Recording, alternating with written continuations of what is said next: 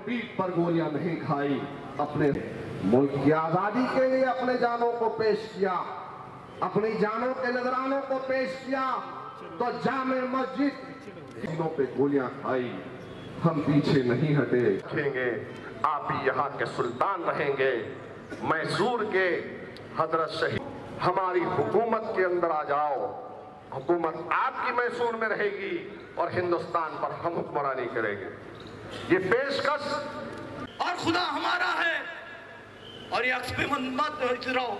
ये जो आपका आज हुकूमत आंधियों से कह दो कि अपनी औकात में रहे।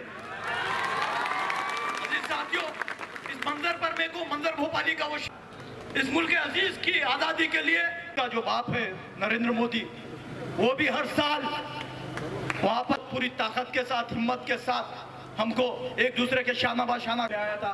खुदा नारे तकबीर। मखलूक खुदा जब किसी कफन बांध कर निकले, हर शख्स सर से कफन बांध कर निकले। मैं इन अशार के साथ कुछ चूम के छोड़ गए, देखा कि ये पत्थर भारी है, जख्मों से बुलंद गुलजार सही, तुम अपने शिकस्ता तीर गिनो, खुद तरकश।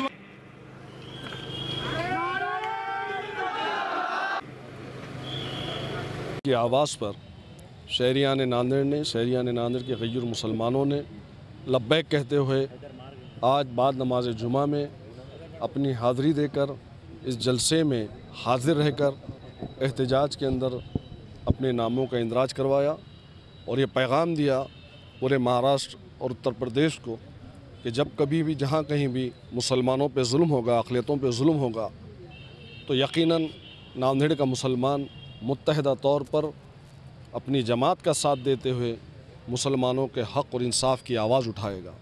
आप देख रहे हैं कि अल्हम्दुलिल्लाह कलेक्टर ऑफिस के रास्ता अपनी कम दामनी का इजहार कर रहा था और पूरा रास्ता भर चुका था। गाड़ियों के आने जाने का जो सिलसिला था उसको रोक दिया गया। तो अल्हम्दुलिल्लाह मैं समझता हूँ कि नांदेड़ एक तारीख़ी शहर है और इस तारीख़ी शहर में मजलिस इत्तेहादुल मुस्लिमीन ने जब कभी भी मुसलमानों का आवाज़ दी, मुसलमानों ने लब्बैक कहा और कलेक्टर ऑफिस का ये धरना अल्हम्दुलिल्लाह बहुत कामयाब धरना था, एहतजाज था और हमने इस एहतजाज के ज़रिए से हुकूमत उत्तर प्रदेश तक और हुकूमत राजस्थान तक के पैगाम पहुँचाया और बताया हमने कि जिस तरीके से इस मुल्क का लोअर कोर्ट इतनी स्पीड से जो काम कर रहा है कि जो लोग पिटीशन दाखिल कर रहे हैं फौरी समाअत हो रही है और फौरी समाअत के बाद एएसआई की टीम को फौरी एक ही दिन में बुलाया जा रहा है और उसी दिन सेम डे पुलिस को बुलाकर एसडीएम के साथ एक काफ़िला जाता है और जाने के बाद एक दिन जब वहाँ पर पूरे का पूरा सर्वे किया गया तो उस दिन तो कुछ नहीं हुआ। जो उनको हासिल करना था उत्तर प्रदेश की हुकूमत को, वो उनसे मतलूब था, वो नहीं हो सका। तो फिर 3 दिन के बाद में एएसआई की टीम, पुलिस प्रशासन, एसडीएम, ये तमाम लोग और उन लोगों के साथ में बीजेपी के गुंडे, आरएसएस के गुंडे वहाँ पर नारे लगाते हुए संभल के पीसफुल और शांतिफुल माहौल को तहस नहस करते हैं, नारे लगाते हैं। गाड़ियों में आगजनी होती है, गाड़ियों को आग की ढेर में तब्दील किया जाता है और वहाँ पर दरो दीवार को मुसलमानों के घरों पर जिस तरीके से पुलिस ने अंधाधुंध फायरिंग की है, कई मुसलमान ज़ख्मी हैं और उसके अलावा 5 बच्चे जो शहीद हुए हैं, वो तमाम के तमाम हालात आपके सामने हैं। तो हम ये चाहते हैं कि इस मुल्क के अंदर जिस तरीके से मुसलमानों को एक ख़ास तबके को निशाना बनाकर हर जगह हरासा और परेशान किया जा रहा है, हुकूमत को चाहिए कि इन तमाम तर कार्रवाइयों को बंद करें। क्या हुकूमत जो क़ानून 1991 में जो बनाया गया था, प्लेसेस ऑफ वर्शिप एक्ट, वो इसलिए बनाया गया था कि 15 अगस्त 1947 में जो भी तारीख़ी मुकामात है, जो भी मजहबी मुकामात है, वो जूँ का तू रहेंगे, उसके अंदर किसी किस्म की कोई छेड़छाड़ नहीं होगी और जो कोई उसके अंदर छेड़छाड़ करेगा, उसको तब्दील करने की कोशिश करेगा, तो उसी एक्ट में बताया गया कि 3 साल की सज़ा उसको दी जाएगी। लेकिन अजीब वाक़या है कि लोअर कोर्ट सुनवाई भी सेम डे करता है और लोअर कोर्ट उस एक्ट का जो 1991 में बनाया गया था उसका कोई पासो लिहाज नहीं रखता है। तो लोअर कोर्ट में बैठे हुए जजेस किस ज़हनियत से काम कर रहे हैं ये आप भी जानते हैं, हम भी जानते हैं। और जिस तरीके से पुलिस ने उन बच्चों को शहीद किया, हम चाहते हैं कि हुकूमत उत्तर प्रदेश वहाँ पर बच्चों को 50-50 लाख रुपए हर्जाना एक्स ग्रेशिया के नाम पर दें और उनके घर वाले जो उन बच्चों पर डिपेंड थे उनके लिए भी सरकारी नौकरी का इंतज़ाम करें।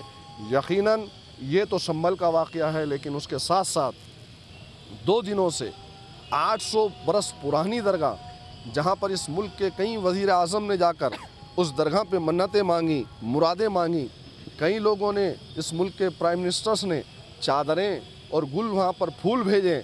आज उन्हें उस दरगाह के अंदर हिंदल वली जो शहंशाह हिंद है हज़रत ख्वाजा मोइनुद्दीन चिश्ती रहमतुल्लाह अलैह, आज उनकी दरगाह में भी शिवलिंग नज़र आ रहा है।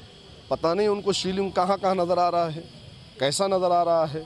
तो ये तमाम चीज़ें हैं जो इस मुल्क और दस्तूर की धज्जियाँ उड़ा रहे हैं, तो इसको रोकने की ज़रूरत है। अगर वो लोग दूर से तमाशा बनकर देख रहे हैं कि ये सिर्फ मुसलमानों के साथ होगा, तो याद करो वो दिन जब तुम्हें सताया जाता था तो मुसलमान तुम्हारे लिए ठहरा था, और तुम्हें उस वक्त में जिस तरीक़े का सलूक किया तुम्हारे जाता था उस तरीक़े का सलूक फिर से तुम्हारे साथ ज़ाती के नाम पर, बरादरी के नाम पर किया जाएगा। और अगर तुम समझ रहे होंगे कि सिर्फ मुसलमानों के साथ हो रहा है, तो मुसलमान तो एक सब्र आज़मा कौम है, जिद्दोजहद करने वाली कौम है। हम मिट जाएंगे, कट जाएंगे, झुकेंगे नहीं, लेकिन तुम्हारे साथ क्या कल होगा उसको देखो। यहाँ पर डॉक्टर बाबा साहेब अम्बेडकर के दस्तूर को ख़त्म किया जाएगा, और इनकी सोच जो चल रही है इस मुल्क में हिंदू राष्ट्र बनाने की, उस पर अमल पैरा है। आज नंबर हमारा है तो कल तुम्हारा, और फिर तीसरा और चौथा इसी नंबर लगेंगे। इससे मैं उन तमाम पिछड़े हुए तबक़ात से कल तक जो मज़लूम थे उनसे कहना चाहता हूँ, दस्तूर बनने से पहले आप आइए, मुसलमानों का साथ दीजिए, खुलकर साथ दीजिए। मेरी दर्दमंदाना आप तमाम से अपील है। यही मजलिस इत्तेहादुल मुस्लिमीन ने यहाँ पर इस धरने में कहा है। जिस तरीके से कहीं ऐसे डील हो, कोयल हो, या कोई भी चीज़ पे कोल्हापुर की मस्जिद का मामला हो, या फिर वो नीतीश राणे का हो, तो हमेशा जो है एहतजाज होते, बड़े बड़े मोर्चे, आंदोलन होते, उसका कोई रिजल्ट नहीं आता जो कि वो होने का होता। तो इसके बाद ये जो चीज़ है 20 दिसंबर को जो ख्वाजा गरीब नवाज़ का सर्वे का जो दिन दिया हुआ है कोर्ट ने, तो इसमें आगे की भूमिका आपकी क्या रहेगी?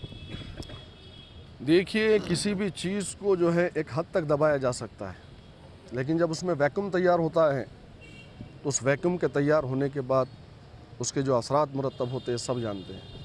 तो हमारे सब्र का पैमाना अब लबरेज़ होने को है। खुदा न खास्ता हमारे सब्र के पैमाने को छलकने ना दो, हमको मजबूर ना करो। पूरी दुनिया देख रही है कि हिंदुस्तान का मुसलमान बहुत ज़्यादा जुल्म का शिकार हो रहा है। रोज़ी रोटी से तुमने हमें मारा, तालीम से मारा, हमारे घरों से तुमने मारा, हमारे बच्चों को जेलों में डाला, दहशतगर्दी के नाम पर, बम धमाकों के नाम पर। उसके बाद जो तुम आज जुल्म कर रहे हो, आज सीधा हमारे अक़ीदत पर, हमारी शनाख्त पर हमला है, हमारे मसाजिद पर हमला है, हमारे आस्थानों पर, हमारी दरगाहों पर हमला है। मुसलमान बेचैन हैं। मुसलमानों को इतना मत सताओ। सता हुआ आदमी कुछ भी कर बैठता है।